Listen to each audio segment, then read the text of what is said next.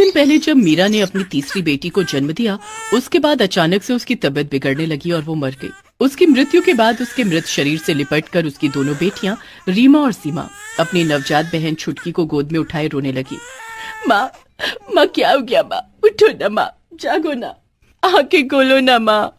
उन्हें इस तरह रोते देखकर उसके पिता सुरेश को बहुत गुस्सा आया और वो उन पर चिल्लाते हुए बोला, अरे करम जलियो, क्यों रो रही हो तुम लोग? अच्छा हुआ तेरी माँ मर गई। धरती पर बोझ थी वो बोझ, एक के बाद एक लड़की पैदा किए जा रही थी। काश कि वो पहली लड़की को पैदा करते ही मर जाती। अब तुम लोग खामोश हो जाओ, नहीं तो तुम तीनों की तीनों को माँ के पास भेज दूंगा। हाँ। सुरेश की पत्नी मीरा को मरे अभी 3 दिन भी नहीं हुए थे। उसकी चिता की आग अभी ठंडी भी नहीं हुई थी कि सुरेश ने चंदा नाम की औरत से दूसरी शादी कर दी। सुरेश तो जालिम था ही, चंदा तो जुल्म करने के मामले में उससे भी 10 कदम आगे थी। वो ना तो उन बच्चियों को ठीक से खाने देती और ना ही पहनने। एक रात जब उनकी सबसे छोटी बहन भूख से रो रही थी तो वो गुस्से में बड़बड़ाते हुए अपने कमरे से बाहर निकली और रीमा के हाथ से छुटकी को छीन लिया। क्यों री, क्यों कर रही है तू? भैं भैं भैं हैं क्यों कर रही है? अब वो नवजात बच्ची चंदा की बातों का भला क्या जवाब देती? वो तो उसी तरह रोती रही। उसे रोता देखकर चंदा का पारा और भी चढ़ गया और वो उसकी तरफ घूरती हुई बोली, बहुत रोना आ रहा है तुझे, बहुत भें भें कर रही है तू। रुक, आज मैं तेरी सारी भें भें निकालती हूँ। चंदा छुटकी को लेकर घर से बाहर निकली और घर के बाहर एक बड़ा सा पत्थर रखा था, उसके ऊपर वो उसको पटकने ही वाली थी कि रीमा और सीमा ने अपनी सौतेली माँ के पैर पकड़ लिए। माँ, माँ, माँ इसे छोड़ दो, इसे छोड़ दो माँ, ये बहुत छोटी है। दूर हटो, मुझसे दूर हटो। और ये मामा क्या लगा रखा है? मैं तुम लोगों की माँ नहीं हूँ। तुम्हारी माँ तो गई हमेशा के लिए तुम लोगों को छोड़कर। मैं मालकिन हूँ इस घर की और तुम लोग नौकरानी। समझी? क्या हो तुम लोग? हम नौकरानी है मालकिन। चंदा अपनी सौतेली बेटियों पर चीख ही रही थी कि तभी उसका पति सुरेश बाहर आया और चंदा से बोला, अरे क्या बात है भाग्यवान, तुम इतनी रात को यहाँ घर के बाहर क्या कर रही हो? आपकी ये अपशगुनी बेटियां मुझे ठीक से सोने दे तब तो मैं घर के अंदर रहूंगी। क्यों रे, तुम लोग तो अपनी माँ को खा गई, अब इसके पीछे पड़ी हो? रुको, अभी तुम लोगों को बताता हूँ। सुरेश ने वहीं पास पड़े डंडे से उन लोगों की पिटाई शुरू कर दी। वो बेचारी रहम की भीख मांगती रही, लेकिन वो जल्लाद की तरह उन्हें पीटता रहा और जब वो मार मार कर थक गया तो चंदा ने मोर्चा संभाला और उन्हें पीटने लगी। इसी क्रम में छुटकी का सिर फूट गया और वो फिर से रोने लगी। तो यही है जड़, इस जड़ को आज मैं उखाड़ देती हूँ। चंदा छुटकी के सिर पर फिर से प्रहार करने वाली थी, तभी सुरेश ने उसका डंडा पकड़ लिया। अरे भाग्यवान, पागल हो गई है क्या तू? कहीं ये शैतान की पुड़िया मर गई तो तू बेवजह जेल चली जाएगी। फिर मेरा क्या होगा तेरे बिना? मैं कैसे जीऊंगा, ये कभी सोचा है? देखो, दुश्मन को ऐसे मारो कि सांप भी मर जाए और लाठी भी ना टूटे, इससे किसी को हम पर शक नहीं होगा। अगले दिन की ही बात है। चंदा ने तीनों बेटियों को सुबह सुबह एक फरमान सुना दिया। कान खोलकर सुन लो तुम लोग, सारा दिन जो तुम लोग मुफ्त की रोटी तोड़ती रहती हो वो मेरे रहते हुए तुम लोगों को तोड़ने नहीं दूंगी। तुम लोग अभी के अभी खेत पर जाओ और खेत की जुताई करना शुरू करो। हर दिन तुम्हें सुबह से शाम तक जुताई करनी है, फिर कुछ दिन बुआई भी करनी है। दोनों बहनें जुताई के लिए बैलों की रस्सी खोलने लगी तो चंदा ने चीखते हुए कहा, बैलों से जुताई नहीं करनी है, तुम लोग खुद बैलों की जगह पर रहोगी और जुताई करोगी। रीमा और सीमा छुटकी को गोद में उठाए खेत की ओर निकल पड़ी। उन बेचारियों ने उस समय तक एक बूंद पानी का भी नहीं पिया था। उन्होंने पेड़ के नीचे छुटकी को रखा और खुद ही कांधे पर हल को रखा और खेतों की जुताई करने लगी। उधर उसकी सौतेली माँ सुरेश से कह रही थी, पूरा दिन धूप में खेतों में भूखी प्यासी वो काम करेंगी, देखना लू के कारण उनमें से एक आध तो टपक ही जाएगी और जो बचेंगी वो भी भूख प्यास से आज नहीं तो कल मर ही जाएंगी। दोपहर तक वे बेचारी बच्चियां धूप में काम करती रहीं। धूप से उनका शरीर अब जल भी रहा था और प्यास से गला भी सूख रहा था। इस बीच उनकी छोटी बहन भी भूख से रोने लगी थी। वे उसके पास जा ही रही थी, तभी उन्होंने देखा कि एक गाय उनकी छोटी बहन की ओर बढ़ रही है। रीमा दीदी, वो देखो, गाय छुटकी की ओर बढ़ रही है, कहीं वो उसे कोई नुकसान न पहुंचा दे।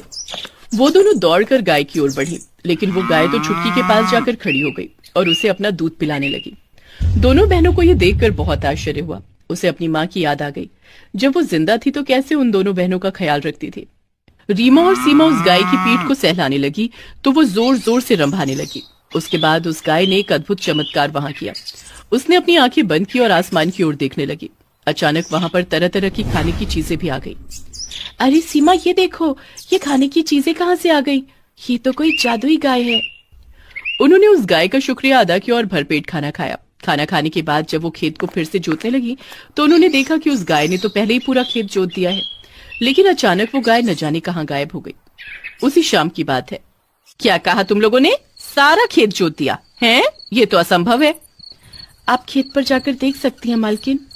अच्छा ठीक है, जाओ अब घर का सारा काम करो, नहीं तो एक रोटी भी नहीं मिलेगी खाने को। मैं अभी बाजार से आती हूँ।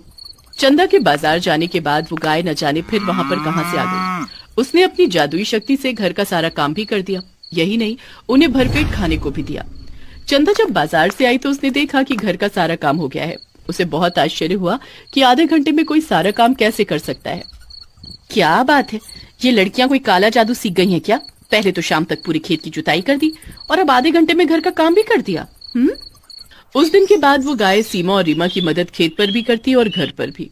एक रात तो वो गाय चुपके से आई और जब छुटकी रो रही थी तो उसे औरत के वेश में दूध भी पिलाने लगी। उसका आधा शरीर गाय का था और आधा औरत का। अचानक रीमा और सीमा की आंख खुली और जब उसने उस औरत की तरफ देखा तो आश्चर्य से भर गई। ये तो उसकी माँ थी। वो माँ कहकर उनसे लिपट गई। माँ, तुम वापस आ गई? हाँ बेटा, वापस तो आई हूँ, लेकिन ये मेरा दूसरा जन्म है। अब मैं हमेशा तुम्हारे साथ रहूंगी, तुम्हारी मदद करूंगी।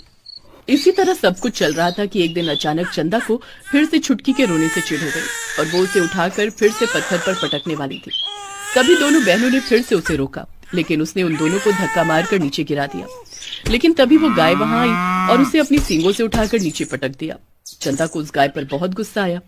वो घर के अंदर से डंडा लेकर बाहर भागती हुई आई, लेकिन तब तक वो गाय वहां से गायब हो गई थी और गाय के साथ सुरेश की तीनों बेटियां भी घर पर नहीं थी।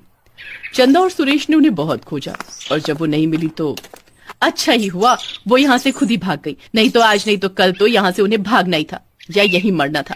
घर से भागने के कुछ दिनों बाद सीमा और रीमा ने उस गाय की जादुई शक्तियों की मदद से एक छोटी सी दुकान खोली जिसमें गाय के दूध से बनी चीजें जैसे पनीर, लस्सी, छाछ वो बेचा करती।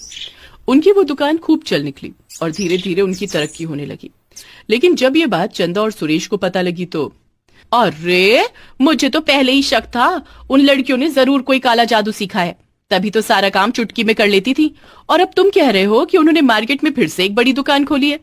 वैसे कहां से सीखा है उन्होंने ये जादू, हमें पता करना होगा, तभी तो हमारे पास भी पैसे ही पैसे होंगे। उन्होंने चोरी छिपे सारी बातों का पता लगा लिया और जब उसे पता लगा कि इन सब के पीछे उस गाय का हाथ है जो उनके साथ रहती है, तो उन्होंने उसे चोरी करने का प्लान बनाया। एक रात वो उसे चोरी करने के लिए सीमा और रीमा के घर में घुस गए। उन्होंने चुपके से गाय की रस्सी खोली तो देखा कि वो तो अचानक गायब हो गई। अरे, वो गाय तो अभी अभी यहाँ थी, अचानक से वो कहाँ गायब हो गई?